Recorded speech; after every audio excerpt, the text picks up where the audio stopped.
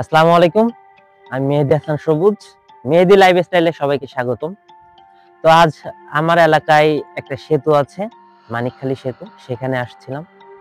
তো আপনারা যেটা দেখছেন এটা হচ্ছে মানিকখালী সেতু। আসলে এটা খোলপেটুয়া নদীর উপরে অবস্থিত এবং এখানে প্রতিদিন বিকালে অনেক লোকজন হয়। যেহেতু সকালে এসেছি, অনেক ভোরে এসেছি আমরা, এজন্য লোকজন কম। তবে দুই একটা গাড়ি দেখতে পাচ্ছেন। আর তাছাড়া সূর্য উঠে গেছে।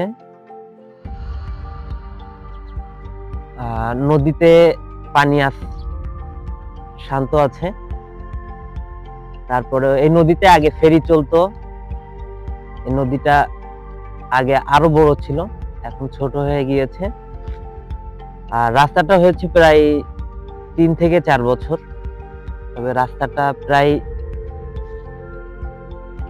খারাপ হওয়ার পথে, কিন্তু ব্রিজটা তৈরি হয়েছিল অনেক সুন্দরভাবে। আপনারা দেখতে পাচ্ছেন ব্রিজটা সম্পূর্ণ দেখানো হচ্ছে।